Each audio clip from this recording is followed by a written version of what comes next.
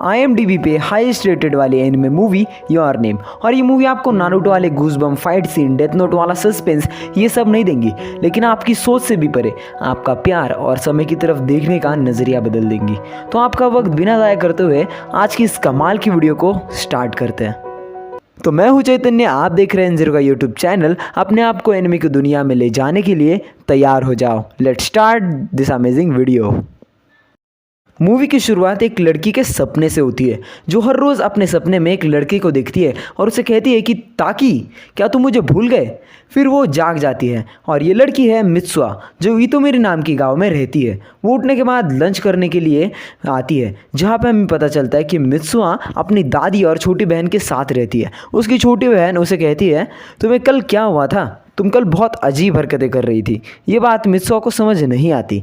उसके बाद टीवी पे हमें एक न्यूज़ दिखाई जाती है कि एक मीटेओराइड जो हज़ारों सालों में एक बार दिखता है, वो इस बार पृथ्वी के बहुत पास से गुजरेगा। तो स्कूल को जाते वक्त उसके दो दोस्त हमें दिखाई देते हैं, सायका और तेशी।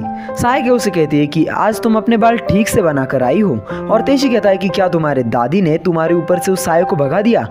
ये बातें सुनकर मित्सुआ के सर घूम जाता है। फिर हमें एक इंसान को दिखाया जाता है जो इलेक्शन में वोट्स के लिए एक स्पीच दे रहा था। उस वक्त उसके 3 क्लासमेट हमें दिखते हैं जो उसे मेयर के नाम से चिढ़ा रहे होते हैं, क्योंकि वो स्पीच देने वाला आदमी और कोई नहीं बल्कि मित्सुआ के पापा थे, पर कुछ फैमिली मैटर की वजह से वो उनके साथ नहीं रहते। फिर हम स्कूल में एक टीचर को पढ़ाते हुए देखते हैं सायंकाल के बारे में। सायंकाल यानी कि दिन और रात, इन दोनों के बीच का समय। इस समय में हम वो चीज़ें देख सकते हैं जो पूरी दुनिया और मानव जाति से परे है। दूसरी तरफ मित्सुआ अपने बुक में एक सेंटेंस लिखा हुआ देखती है, जिसमें लिखा था, कौन हो तुम। उतने में उसकी टीचर उसे आवाज़ देकर कहती है कि क्या आज तुम्हें तुम्हारा अपना नाम याद है। उसके बाद सायका उसे बताती है कि कल उसे अपना नाम, रोल नंबर, लॉकर कुछ भी याद नहीं था। उस पर मित्सुआ कहती है कि उसे कुछ दिनों से लग रहा है कि वो सपने में जी रही है और वो सपने में किसी और की ज़िंदगी जी रही है, ऐसा उसे एहसास होता है। ये बातें सुनकर तेशी कहता है कि तुम शायद से अपने पिछले जन्म के सपने आते हैं। उसके बाद घर जाते वक्त मित्सुआ कहती है कि वो इस गाँव को छोड़कर टोक्यो शहर में जाना चाहती है, क्योंकि इस गाँव में ना कैफ़े हैं, ना रेस्टोरेंट है, ना अच्छे लड़के, ना ही कोई एक्सपेंसिव चीज़ें, पर शराब के 2 दुकान ज़रूर है। फिर मित्सुआ के घर में वो और उसकी दादी धागों से कुछ बना रहे थे, और मित्सुआ की दादी उसे आज की रस्म के बारे में बताती है कि सैकड़ों साल पहले गांव में एक आग लगी थी, जिसमें गांव के सारे मंदिर और ग्रंथ नष्ट हो गए। उस घटना को कहा जाता है मायोगोरो की प्रसिद्ध अग्नि। मित्सुआ के खानदान का काम है कि वो इस प्रथा को आगे बढ़ाए। ऊपर उसके पापा, जिन्होंने पहले घर छोड़ा, उसके बाद मंदिर के पुजारी का पद भी छोड़ा और अब राजनीति में घुस रहे हैं। फिर मित्सुआ और उसकी बहन प्रथा के अनुसार एक डांस करते हैं।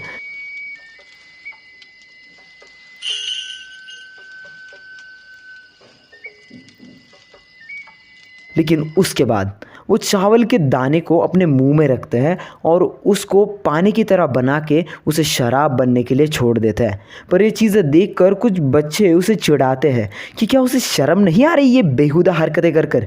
ये बात मित्सुआ के कानों तक भी पहुंच जाती है। फिर वो दोनों जब घर जा रहे थे, मित्सुआ भाग कर जाती है और आसमान में देखकर कहती है कि अगले जन्म में मुझे टोक्यो का कोई लड़का बनाना, और उसकी इस दिल से मांगी हुई इच्छा शायद किसी सितारे के पास पहुंच जाती है, क्योंकि कहते हैं ना, अगर किसी चीज़ को दिल से चाहो तो पूरी कायनात तुम्हें उस चीज़ से मिलाने की साजिश में लग जाती है। कितने पागल है ये।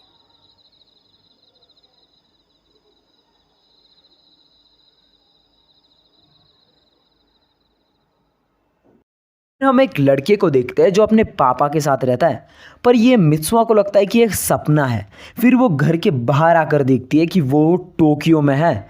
फिर फ़ोन में एक मैसेज देखकर वो स्कूल का पता ढूंढ लेती है, और फिर उसे उसके दोस्तों से पता चलता है कि उसका नाम है ताकी। ताकी जो टोक्यो शहर में रहने वाला एक हाई स्कूल स्टूडेंट है, जो स्कूल के साथ जॉब भी करता है। फिर ताकी के दोस्त उसे कैफ़े में ले जाते हैं, पर ये बात आप भूलिए मत कि वो ताकी नहीं, वो मित्सुआ है जिसका ये सपना है। फिर पेट भर खाना खाने के बाद उसे याद आता है उसे जॉब पर भी जाना है। फिर वो उसके दोस्तों से पूछती है कि वो कहाँ काम करता है, तो वो एक 5 स्टार होटल में एक वेटर का काम करता है, जहाँ पे इतने सारे काम करते करते उसे लगता है कि उसका ये सपना कब ख़त्म होगा। पर वहाँ पर एक कस्टमर उससे झगड़ा करने लगता है, पर उस वक्त उसे बचाती है एक लड़की मिस ओकुदेरा, जो कि बहुत ज़्यादा सुंदर थी। वो कस्टमर अनजाने में जानबूझकर उस लड़की की स्कर्ट को फाड़ देता है, जो उसे पता नहीं लगता। फिर ताकि उस स्कर्ट को सील के देता है। फिर मित्सुआ मन ही मन में सोचती है कि ये सपना कितना असली लगता है। फिर वो ताकि के फ़ोन में एक डायरी को नोटिस करती है। फिर उसमें एक लड़की की फ़ोटो देखकर मित्सुआ समझ जाती है कि ताकि को मिस ओकुदेरा पसंद है। फिर वो उस डायरी में आज का पूरा दिन कैसा गया वो लिखती है, और उसे याद आता है कि उसे बुक पर लिखा था कौन हो तुम। फिर वो अपना नाम उसके हाथ पर लिखती है और ये सो जाती है सपना समझकर। फिर दूसरे दिन ताकि उठता है और वो सब चीज़ें देखकर उसका सर घूम जाता है। फिर जैसे जैसे ये चीज़ें आगे बढ़ती है हमें समझ में आता है कि वो दोनों कोई सपना नहीं देखते, वो दोनों शरीर बदल रहे हैं। ताकि एक दिन अपने शरीर में है, एक दिन मित्सुआ के शरीर में। पर ये चीज़ें गड़बड़ ना हो इसलिए पूरे दिन में वो जो जो चीज़ें करते हैं वो एक डायरी में लिख कर रखते हैं, ताकि चीज़ें गड़बड़ ना हो। और ये चीज़ें करने में उन्हें मज़ा भी बहुत आता था।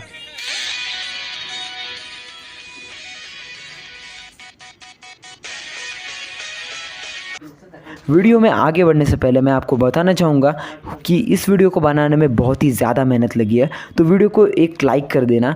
तो कहानी में आगे बढ़ते हैं। दिन जब ताकि मित्सुआ के शरीर में उठता है तो वो गांव के बाहर जा रहे थे उस चीज़ को दान करने जो उन्होंने चावल से बनाई थी। पहाड़ों से बेहतरीन नज़ारा देख मित्सुआ की दादी उसे मसूबी के बारे में बताती है। मसूबी एक ज़रिया है जिससे हम देवताओं से बात कर सकते हैं। सिलाई बुनाई करना मसूबी है, दो लोगों के बीच का तालमेल मसूबी है, समय का बहाव भी मसूबी है, सब कुछ मसूबी है, सब कुछ देवताओं से जुड़ा हुआ है।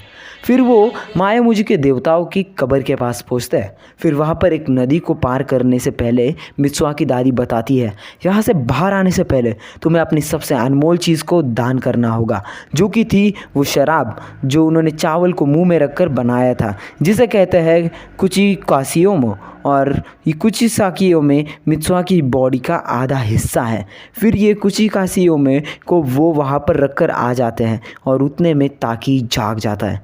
पर इस बार उठने के बाद उसकी आंखों में आंसू थे और मित्सुआ ने ताकि की डेट मिस ओकुदेरा के साथ सेट कर दी थी। पर मित्सुआ भी जैसे ही उठती है उसके आंख में भी आंसू आते हैं। वहाँ पे ताकि की डेट कुछ ज़्यादा अच्छी नहीं जाती, पर दिन के एंड में उसे अपने फ़ोन में एक नोट मिलता है कि जब तक तुम्हारी डेट ख़त्म होगी तब तक मेटेओराइट देखने का समय हो जाएगा। पर ताकि को कुछ समझ नहीं आता क्योंकि उसे कोई मेटेओराइट नहीं दिखता। तो हाँ, मेटेओराइट को देखती है और ताकि सोचता है कि इस शर्मनाक डेट के बारे में वो कल मित्सुआ को बताएगा, पर नहीं, क्योंकि उस दिन के बाद उन दोनों के शरीर कभी चेंज नहीं हुए। आप जो अभी कहानी सुन रहे थे वो माकोतो शिंकाई द्वारा लिखी गई एक एनिमे पर बेस्ड है, जो कि 2016 में रिलीज़ हुई थी। ये रियली में एक मास्टरपीस एनिमे है।